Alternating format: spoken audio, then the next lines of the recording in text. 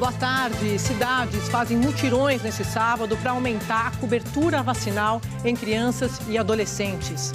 Um bombardeio israelense no centro de Beirute deixa mortos e dezenas de feridos. A Conferência do Clima da ONU vive um impasse sobre o apoio financeiro aos países mais vulneráveis às mudanças climáticas. A Expo Favela em Fortaleza promove negócios e o empreendedorismo nas comunidades. Veja também, Piauí é o primeiro estado a usar a biometria digital em recém-nascidos para fazer a nova carteira de identidade. E a balsa, que se transformou num centro de cultura flutuante pelos rios da Amazônia. O Jornal Hoje está começando.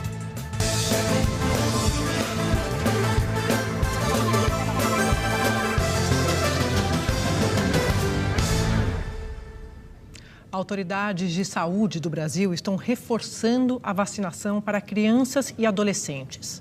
A cobertura vacinal de imunizantes importantes que combatem doenças como hepatite e febre amarela está longe da meta do Ministério da Saúde. Em BH, os postos de imunização estão abertos desde cedo.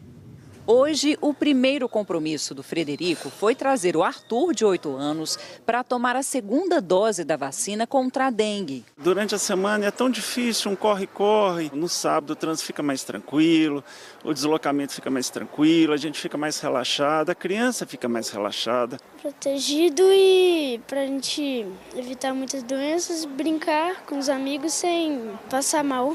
Eles aproveitaram a campanha de multivacinação que acontece em todo o estado. Aqui em BH, as unidades de saúde vão ficar abertas até às 5 da tarde. Uma forma de incentivar a imunização de crianças e adolescentes até 15 anos. Estão disponíveis doses contra várias doenças nos 153 postos da cidade. De cada 10 crianças de BH, 4 estão sem proteção contra a tuberculose e com a vacina pentavalente atrasada.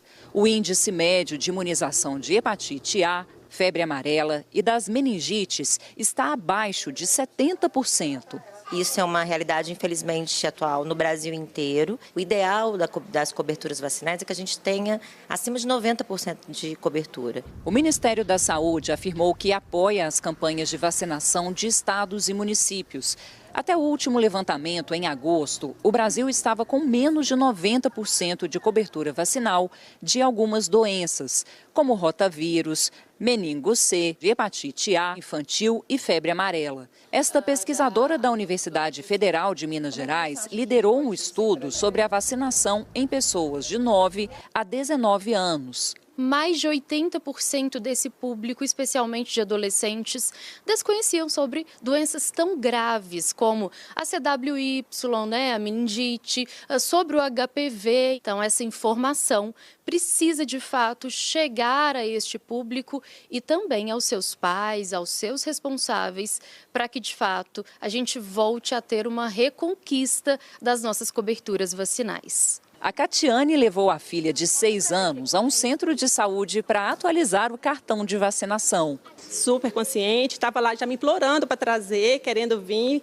Quando eu falei que ia trazer hoje, pulou da cama, obá, vamos para a vacina. A Júlia veio acompanhada do ursinho preferido e tomou a primeira dose contra a dengue. Eu vou voltar protegida sem os bichinhos me picar.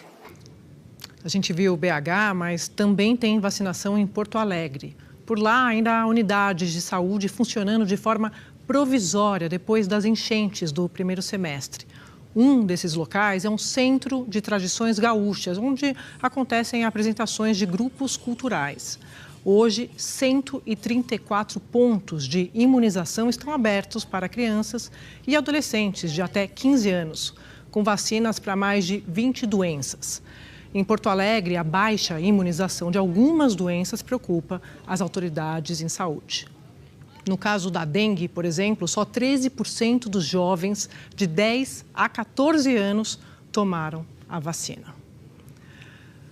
Moradores que vivem próximos à área atingida pela mineração da Braskem, em Maceió, reclamam de isolamento e querem se mudar da região. Uma perícia neste mês pode definir o futuro dessas pessoas. Fico com medo não durmo de noite direito, eu fico acordada. Uns vão dormir, eu fico acordada. Medo e abandono. Esses são os relatos das pessoas que ainda vivem perto dos bairros esvaziados por causa da atividade de mineração da Braskem. Seu Ademar passou a vida inteira aqui. Como ele, outros moradores próximos das áreas atingidas não precisaram sair de suas casas porque, segundo a Defesa Civil, não estão em área de risco. Mas muitos se sentem isolados e querem se mudar. Ansiosos para sair daqui, esperando que as autoridades competentes tomem uma providência e que tirem a gente daqui logo. As primeiras rachaduras surgiram em 2018 e há quase um ano uma das minas afundou. Cerca de 60 mil pessoas já tiveram que sair de casa e foram indenizadas. O minério salgema, usado na indústria química, era extraído de 35 minas subterrâneas. Antes da mina afundar, essa era uma das áreas mais procuradas pelos pescadores por causa do estuário protegido aqui pelo manguezal. Mas essa região se tornou insegura para se navegar e também para qualquer tipo de atividade pesqueira. Esse cordão de boias marca a área perigosa. Daqui para frente, ninguém pode passar com barcos. Daqui era uma área que você remava com remo de 2 metros, 3 metros. Hoje você tem que remar aqui de 5 a 6 metros, devido à profundidade que está. Muito fundo. Neste mês, a Polícia Federal concluiu o inquérito que apura os crimes relacionados à exploração de salgema. 20 pessoas foram indiciadas por crimes que incluem crime ambiental contra o patrimônio e a apresentação de estudo ambiental falso. A Justiça Federal determinou que uma nova perícia seja feita para saber se a Braskem está cumprindo com o acordo de requalificar a região. Ou seja, transformar essa área considerando alguns fatores, entre eles a melhoria da economia e a integração social. A perícia vai indicar se as medidas são eficientes ou se haverá, de fato, a necessidade de realocação. Mais de 9 mil pessoas tentam na justiça uma indenização para morar em outros bairros, longe das minas. O esgotamento emocional é comum aqui nessa região. Então as pessoas precisam ser ouvidas. Não pode se decidir o destino delas sem as devidas participações. O relatório final da investigação da Polícia Federal foi enviado à Justiça Federal de Alagoas. Em nota, a Braskem afirmou que continua trabalhando para implementar medidas socioeconômicas acordadas para reverter o isolamento social dos moradores e que das 23 iniciativas definidas, 14 já foram implementadas.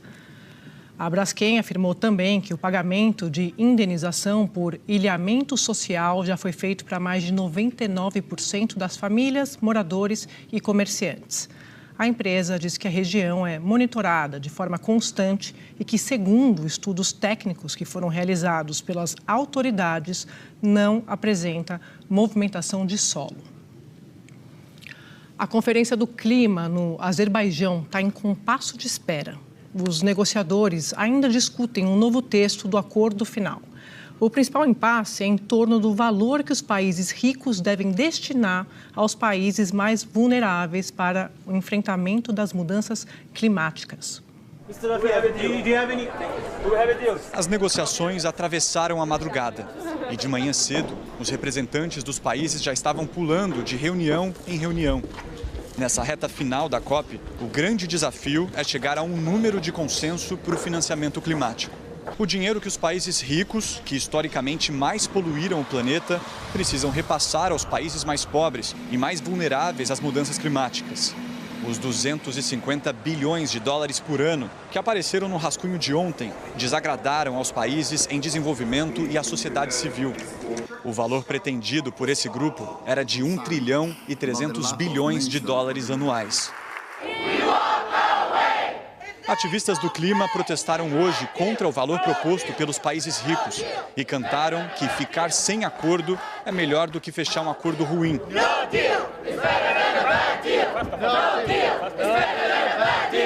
Nós estamos dentro de um dos galpões que reúnem os negociadores de mais de 190 países. Tem sido um dia de muita apreensão em torno de cada palavra, cada vírgula alterada nesse documento. E as autoridades que saem da mesa de negociação são bombardeadas de perguntas sobre o avanço do acordo. O enviado especial dos Estados Unidos para o clima desconversou quando foi questionado se a oferta aumentaria para 300 bilhões de dólares. O representante europeu também se esquivou. Diante do impasse, representantes de nações mais vulneráveis, como países africanos e ilhas no Caribe e no Oceano Pacífico, chegaram a abandonar a sala de negociação. Esse grupo aponta que o valor proposto é inaceitável. Ainda estamos no processo de negociação. A ministra do Meio Ambiente, Marina Silva, apresentou ontem uma proposta, que os países ricos deveriam se comprometer com 300 bilhões de dólares por ano até 2030 e 390 bilhões até 2035, como parte do esforço para se chegar a 1 trilhão e 300 bilhões de dólares. O Observatório do Clima acredita que o tempo está se esgotando, mas que o pior cenário seria fechar um acordo ruim às pressas. Então, deixar em aberto muitas vezes, porque não se chegou num acordo suficiente, e marcar uma data, um processo para que esse acordo aconteça a posterior, não é o ideal, mas é menos pior do que a gente fechar um texto em que ninguém saia satisfeito e que vá acabar engessando ainda mais os próximos assuntos que a gente tem que colocar em pauta. E o Brasil, com certeza, herdaria qualquer circunstância ruim que saísse daqui, porque iria acabar batendo lá na conferência em Belém no ano que vem. Um poderoso ataque aéreo atingiu o centro de Beirute neste sábado. 11 pessoas morreram e 63 ficaram feridas, segundo o Ministério da Saúde libanês. Foi um ataque bem no centro de Beirute. Segundo fontes de segurança libanesas, Israel usou bombas antibunker. Uma cratera profunda se abriu, onde antes se erguia um prédio residencial de 8 andares. Pelo menos 4 bombas foram lançadas no ataque. Foi o 4º ataque à capital libanesa em menos de uma semana. A escalada ocorre no momento em que as conversas diplomáticas começavam a apontar para um acordo. Esta semana, um enviado dos Estados Unidos viajou para a região. Este morador da capital tenta manter o ânimo. Diz que talvez esta seja uma tempestade antes do cessar-fogo, referindo-se ao ataque de hoje. O exército israelense divulgou neste sábado um vídeo que supostamente mostra forças operando no sul do Líbano. O exército disse em uma declaração que durante essas atividades os soldados localizaram e desmantelaram inúmeras armas e também infraestrutura do Hezbollah. Os bombardeios israelenses já mataram no Líbano mais de 3.500 pessoas e feriram mais de 15 mil, de acordo com o Ministério da Saúde do país. Nos últimos meses, quando a guerra se intensificou, 1.200.000 pessoas tiveram que se deslocar, 1/4 da população libanesa. Do lado israelense, cerca de 90 soldados e 50 civis foram mortos por foguetes, drones e mísseis no norte de Israel e em combates em terra no sul do Líbano. E os conflitos históricos no Líbano são um pano de fundo de um novo filme que está em cartaz nos cinemas brasileiros. Retrato de um Certo Oriente é uma produção da Matizar Filmes, em coprodução com a Globo Filmes. Retrato de um Certo Oriente narra a saga de imigrantes libaneses no Brasil e aborda temas como memória, paixão e preconceito. O filme acompanha a jornada de 2 irmãos católicos que fogem da guerra no Líbano no final dos anos 40. Durante a travessia, Emily se apaixona por um comerciante muçulmano. A protagonista é interpretada pela atriz Wafa Celine Halawi, que aprendeu português durante o processo de gravação. Pão. Como você está hoje? O diretor Marcelo Gomes fez questão de escolher atores libaneses para os papéis principais, porque ele queria dar mais autenticidade às atuações. Eu acho que Marcelo queria libaneses que não conhecem o Brasil, porque ele queria esse olhar de conhecer um lugar novo. Eles iam trazer a língua, o sotaque, a cor deles, a fisicalidade, a forma de caminhar e também um frescor em observar a Amazônia pela primeira vez. Então, assim, eu pedi a eles, eu falei, quando você chegar na Amazônia, a primeira coisa que você for fazer é anotar no caderninho todas as suas primeiras impressões do lugar. E toda vez que a gente for filmar e você estiver olhando para aquele lugar, você vai lembrar daquelas impressões e aquilo vai imprimir nos seus olhos. O longa-metragem é baseado no livro de quase mesmo nome, Relato de um Certo Oriente, de 1989, do escritor Milton Ratum. Ele é amazonense de origem libanesa e boa parte das obras do Ratum se debruça sobre a conexão entre o Líbano e o norte do Brasil. Esse encontro de culturas é uma coisa muito bem resolvida no filme. A gente se acostuma, às vezes, a ouvir um discurso, né, de que há um choque de civilizações. E não é verdade, porque não existe hierarquia nas culturas. Nenhuma cultura é superior à outra. O Oriente e o Ocidente sempre se comunicaram, né, através das culturas, da música, da literatura, né, de vários tipos de discursos, de linguagem. Essa história se passa em 1949 e retrata, entre outras coisas, a imigração de pessoas que buscam dias melhores longe da terra natal. Agora, em 2024, a estreia desse filme coincide com mais um momento de tensão e conflito na região do Líbano. E por isso mesmo, nos provoca a refletir sobre grandes questões da humanidade. Eu acho que é fundamental fazer um retorno à nossa história, lá os anos 40, para ver os dramas dos libaneses naquele momento, que se repete hoje em dia, os dramas das populações indígenas sem terra que existia naquela época e existia hoje em dia. Então, acho que o que o filme tem a dizer é que vamos revisitar essa história e não repetir mais. Quando apresentamos o filme em festivais, podemos falar do Líbano, podemos falar das guerras, podemos falar de todas essas coisas que estão acontecendo. Aqui, Muricy. Muricy? Um retrato em preto e branco de uma história que ganha cores todos os dias. O filme do Marcelo e a arte, ela humaniza as pessoas. Ela convida as pessoas a refletir sobre também esse convívio e sobre o senso de solidariedade. Nesse momento de obscurantismo, de tanta violência, de intolerância em relação à diferença, ao outro, eu costumo dizer que a arte é a nossa salvação. O avô! O avô!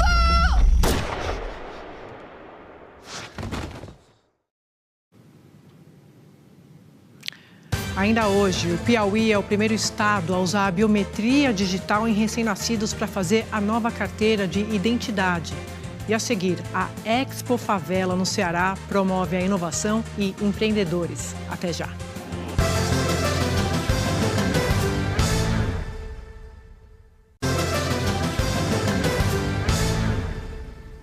E hoje é o segundo dia da Expo Favela em Fortaleza. Essa feira discute e promove empreendedores e as inovações que surgem na periferia. Aos 19 anos, o Jonathan teve a ideia de criar uma marca própria de camisetas com desenhos autorais inspirados no bairro onde ele mora, na periferia de Fortaleza.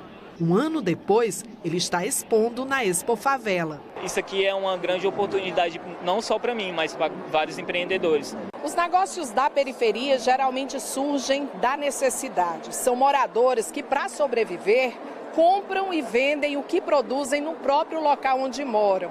Trazer todo esse movimento para além dos limites das comunidades ajuda a revelar o talento de muita gente para criar e para empreender. A segunda edição da Expo Favela Ceará reúne 80 expositores. Gente como a Silvânia, que investe parte do lucro com a venda dos biquínis que produz num projeto para mulheres da própria comunidade. A gente leva aquelas mulheres à noite para dançar e se divertir. E lá dentro a gente tem rodas de conversa onde a gente leva psicólogos, o pessoal dentro da comunidade mesmo que nos ajuda nesse trabalho. O Tiago representa um coletivo de empreendedores LGBTQIA+.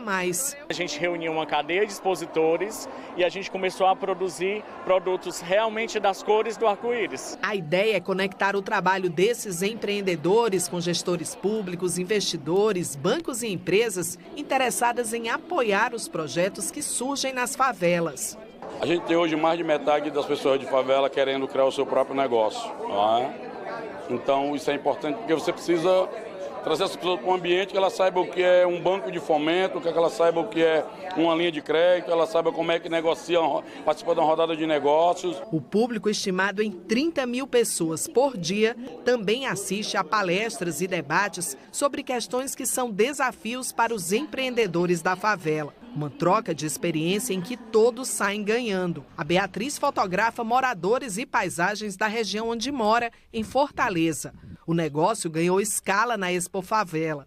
Hoje ela vende quadros das fotos que faz e ensina essa arte para outras pessoas da comunidade. Lá no começo eu tive a minha oportunidade, dei o meu trabalho, fiz o meu nome e hoje em dia eu estou aqui falando por vários jovens de favela que têm potência no seu empreendimento. O governo federal anunciou um novo bloqueio no orçamento para tentar fechar as contas neste ano. Mais 6 bilhões de reais serão congelados. Esse mecanismo, esse bloqueio, é usado para garantir o cumprimento da meta fiscal em 2024. Agora, o total bloqueado sobe para 19,3 bilhões de reais. O governo passou a prever um rombo maior de 28,7 bilhões de reais. Esse valor já beira o limite de tolerância permitido pelas regras fiscais, que é de até 28,8 bilhões de reais. O governo vai divulgar na semana que vem os detalhes de quais ministérios vão ser mais atingidos pelo novo congelamento. Vamos falar de Estados Unidos, porque o gabinete para o segundo mandato de Donald Trump está quase completo. Quem tem todas as informações para a gente é ela, Raquel Crahenbu, direto ao vivo de Washington. Boa tarde para você, Raquel. Oi, Sadi, boa tarde a você, a todos. Finalmente, Donald Trump escolheu quem ele quer como secretário do Tesouro, que é o equivalente ao ministro da Fazenda aí no Brasil. Todo mundo estava aguardando essa indicação. É um dos principais cargos do gabinete, que cuida da política tributária, dívida pública, finanças internacionais, sanções. Então, o escolhido foi Scott Bessent, que tem ampla experiência no setor, especialmente em macroeconomia global, em mercados de títulos e moedas. Ele é defensor das políticas econômicas de Trump, como corte de impostos e aplicação de tarifas, que é uma das partes mais controversas da agenda econômica de Trump. Trump disse que Bessent vai ser um grande defensor da agenda América em primeiro lugar. Uma curiosidade é que ele trabalhou por muito tempo com o gestor de fundos de investimento George Soros, que é grande doador de causas liberais. E outro indicado também que chamou a atenção por ligações a causas liberais foi a da deputada republicana Lori Chavez DeRemer. Ela vai ser a secretária, se for confirmada, secretária do Trabalho. E ela é uma deputada mais ao centro e defensora de causas sindicais. Trump disse que ela vai ajudar a aumentar os salários, melhorar as condições de trabalho e trazer de volta empregos para a indústria. E além disso, Sadi, Trump nomeou o palestrante motivacional Scott Turner para secretário de Habitação e Desenvolvimento Urbano. Então, com essas indicações, agora só falta preencher um cargo do gabinete, o de secretário de Agricultura, e 4 cargos de assessores da Casa Branca, que não requerem aprovação do Senado. Sadi. Obrigada, Raquel. Lembrando que o Trump só assume em janeiro, mas está todo vapor com essas indicações, escolhas para o novo governo. Um beijo para você. E o Uruguai volta às urnas neste domingo para escolher o novo presidente. Pesquisas apontam um segundo turno acirrado entre Yamandu Orsi, da Frente Ampla de esquerda, e o candidato do governo, Álvaro Delgado, de centro-direita. O atual presidente, Luiz Lacalle Pou, tem aprovação elevada, mas no Uruguai não há reeleição. Orsi tenta colocar a esquerda no poder, onde esteve por 15 anos, até a vitória de Lacalle Pou em 2020. No primeiro turno, o candidato da esquerda terminou com 17 pontos percentuais de vantagem sobre Álvaro Delgado. Mas o candidato da situação ganhou o apoio do Partido Colorado, terceiro colocado, e vão para o segundo turno em empate técnico. A seguir, o Piauí é o primeiro estado a usar a biometria digital em recém-nascidos para fazer a nova carteira de identidade. Uma balsa que transportava cargas pelos rios da Amazônia se transforma em um centro de cultura flutuante. A gente volta já.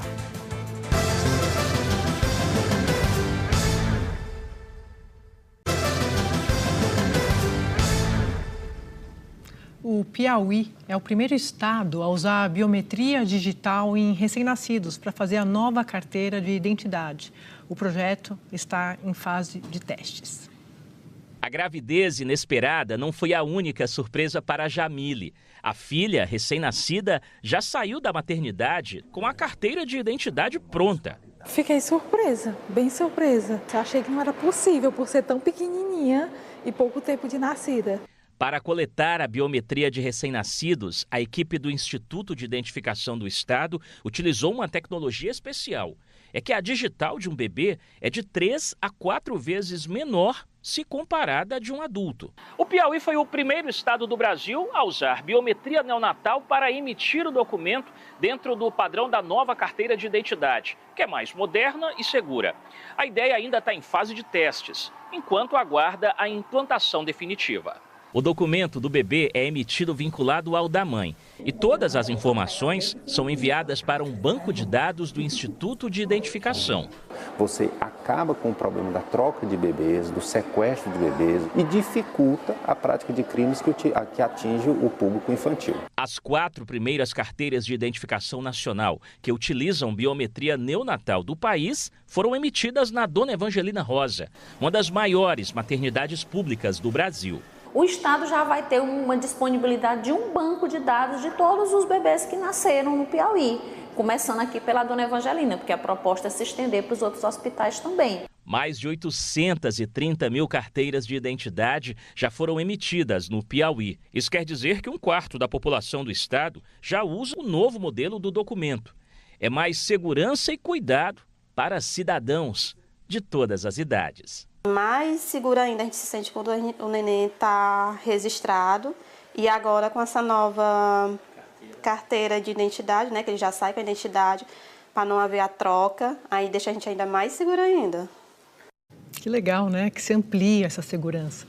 Vamos falar do tempo? Vou chamar o Thiago Schoia, que está aqui já, né? Tudo bem? Thiago, boa tarde para você. Tudo bem, Sadi? Boa tarde para você e para você que está com a gente. Conta pra gente, o sábado está sendo de temporais em algumas regiões. Tá sim, é bom a gente destacar isso, Sadi. Por isso começamos por essas informações, né? Essa chuva mais forte hoje continua atingindo as regiões entre Goiás, Mato Grosso e também entre o norte de Minas e quase todo o estado da Bahia, isso valendo até o fim do dia de hoje. Tem uma frente fria no litoral baiano que está reforçando as nuvens de tempestade e também ajudando a canalizar umidade e calor que chegam da Amazônia. Por isso essas nuvens de chuva. Toda essa área que você vai ver agora em vermelho está em alerta para temporais. Veja só, Espírito Santo, boa parte da Bahia, boa parte de Minas, Goiás, DF, sul do Tocantins, leste de Mato Grosso, também no Acre e lá no Amazonas e também noroeste de Roraima. Grandes acumulados de chuva em Rio Branco, Querência em Mato Grosso, Brasília, Goiânia, Montes Claros em Minas e Vitória. Acumulados entre 30 e 40 milímetros, isso é muito.